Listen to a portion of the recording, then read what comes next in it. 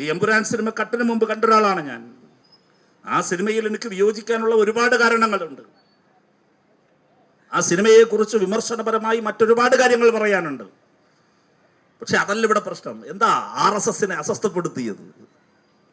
എന്താ അസ്വസ്ഥപ്പെടുത്തിയത്? ഇപ്പോ പൃഥ്വിരാജിനെ വളഞ്ഞു വെച്ച് ആക്രമിക്കുന്നുണ്ടല്ലോ. എന്താ പൃഥ്വിരാജിനോടുള്ള വൈരാഗ്യത്തിന്റെ കാരണങ്ങളിലൊന്ന്?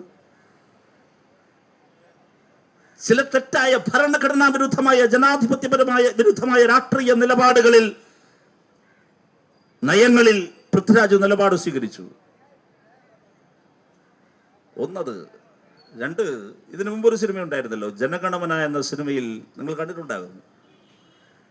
ആ പൃഥ്വിരാജിന്റെ ഡയലോഗ് ഡെലിവറി, അത് എഴുതി കൊടുത്ത സ്ക്രിപ്റ്റ് റൈറ്റർ എഴുതി കൊടുത്ത അതുപോലെ പറയുന്നതാണ്. പക്ഷെ എന്തായിരുന്നു ആ ഡയലോഗ്? അത് വെച്ച് നോക്കിയാൽ ഇതൊരു പൊളിറ്റിക്കൽ ഒന്നുമല്ല. പക്ഷെ പ്രശ്നം എന്താ? അന്നത് പറഞ്ഞു, വീണ്ടും ഇത് പറയുന്നു. പ്രശ്നം അതൊന്നുമല്ല. ഈ സിനിമ ഒരു ഭയത്തിന്റെ അന്തരീക്ഷം സൃഷ്ടിച്ച് വോളണ്ടറി സെൻസറിങ്ങിന് വിധേയപ്പെടുത്തിയതിന്റെ കാരണം, പകതീരാതെ ഇപ്പോൾ കേന്ദ്ര ഏജൻസികളെ ഇവർക്കു നേരെ അഴിച്ചുവിട്ടിരിക്കുന്നതിന്റെ കാരണം ഗുജറാത്ത് വംശഹത്യയെ പുനരാവിഷ്കരിച്ചു എന്നത് മാത്രമാണ്. സംഘപരിവാർ എന്തുകൊണ്ടാണ് ഗുജറാത്ത് വംശഹത്യ പുനരാവിഷ്കരിക്കപ്പെടരുത് എന്ന് കരുതുന്നത്? എന്തുകൊണ്ട് പുരാനുദേനെ കത്രിക?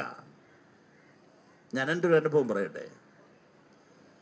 ഞങ്ങൾ ഈ സിനിമ കണ്ടത് തിയേറ്ററിൽ നിന്ന് പുറത്തേക്ക് ഇറങ്ങി കാറിൽ വരുമ്പോൾ 6 വയസ്സുള്ള എൻ്റെ മകൻ എന്നോട് ചോദിച്ചു, എന്താണ് ഗുജറാത്ത് കലാപം?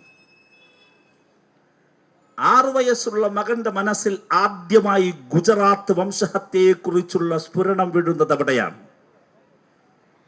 അത് കഴിഞ്ഞൊരു ദിവസം പാർലമെന്റിൽ നിന്ന് തിരിച്ച് ഞാൻ വീട്ടിൽ ചെന്ന് കയറുമ്പോൾ കാണുന്ന കാഴ്ച, അനിയനും ചേട്ടനും ഇളയവനെയും വിളിച്ചിരുത്തി യൂട്യൂബിൽ ഗുജറാത്ത് വംശഹത്യ എന്താണെന്ന് തിരഞ്ഞു നോക്കുന്ന എൻ്റെ കുട്ടികളെയാണ്.